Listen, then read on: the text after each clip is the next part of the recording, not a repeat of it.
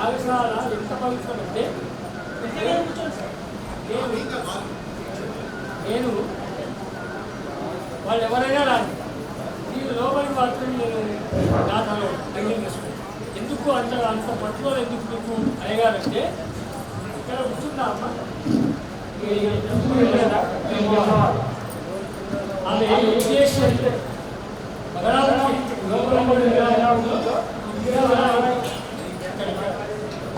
ఈ భాషల్లో మేము శారదామ్మని పెడదాము అనుకున్నాం.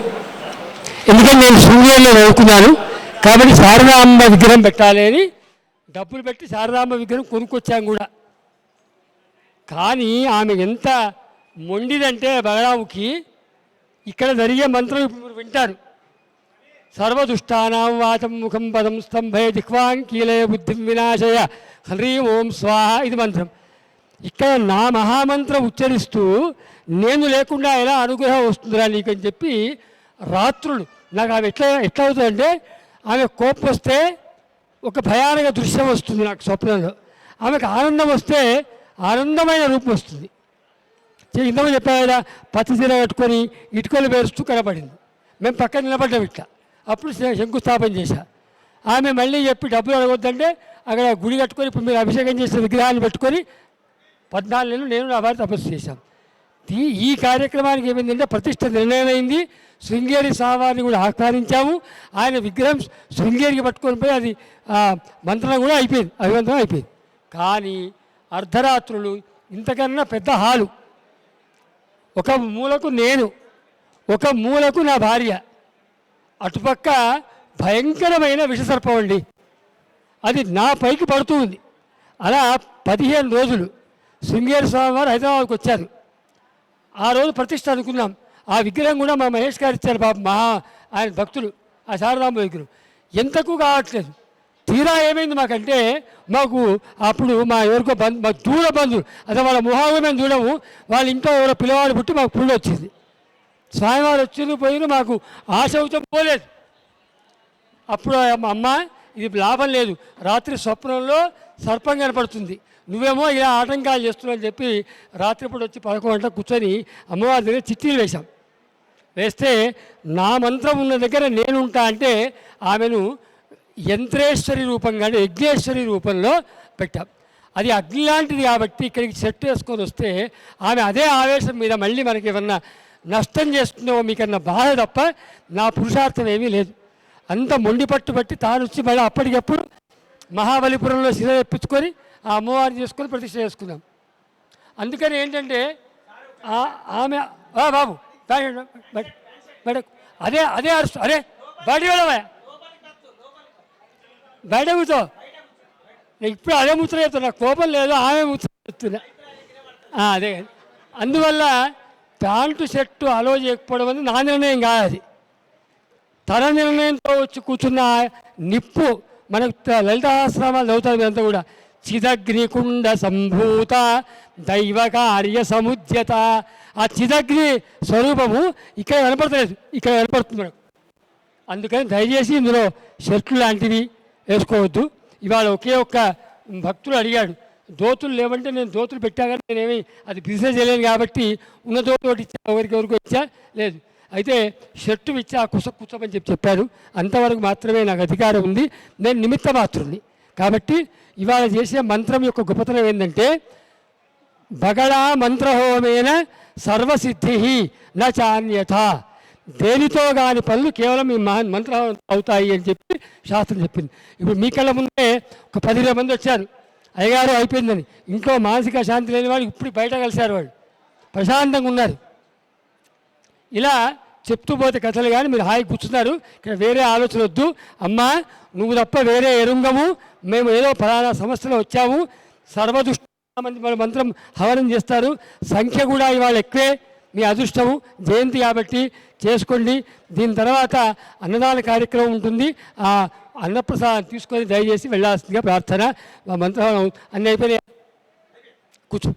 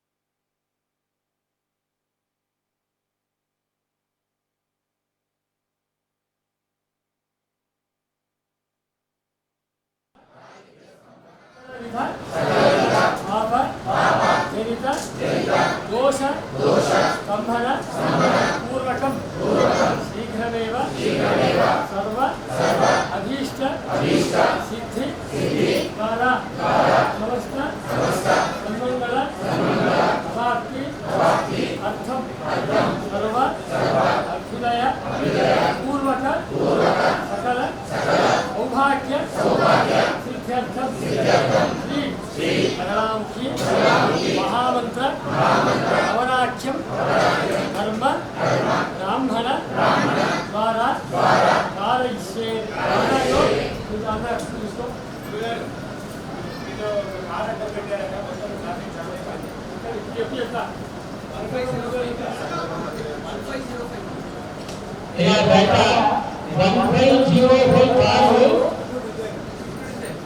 స్విఫ్ట్ డిజైర్ కారు అర్థం పెట్టారా? 1505 స్విఫ్ట్ డిజైర్ కారు అర్థం పెట్టారా? దయచేసి దాన్ని బాగా అర్థం చేస్తే ఇక వారికి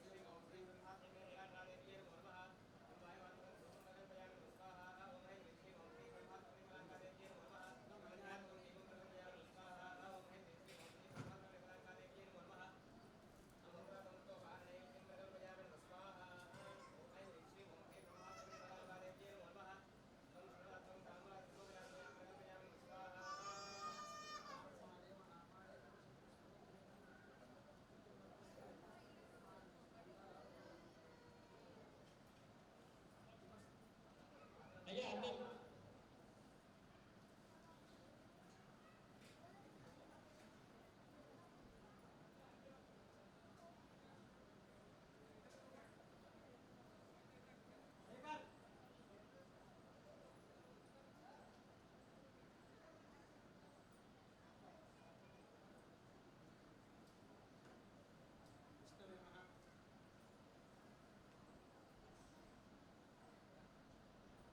అందరూ అన్నపూర్ణ తీసుకుని వెళ్ళాలి. భోగం లేకుండా వెళ్ళదు స్థలమైనది. అంటే భోగం లేకుండా పోతే అమ్మవారికి కోపం వస్తుంది. తన ప్రసాదం తీసుకుంటాయని ఇంత కష్టపడి వచ్చారు. రండి అయితే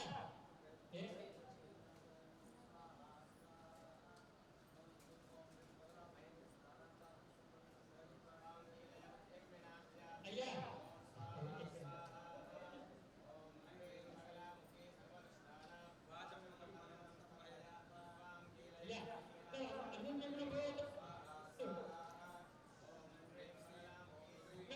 భోగేసి అన్నదాత శుద్ధి భావాన్ని వేస్తారు. అయ్యా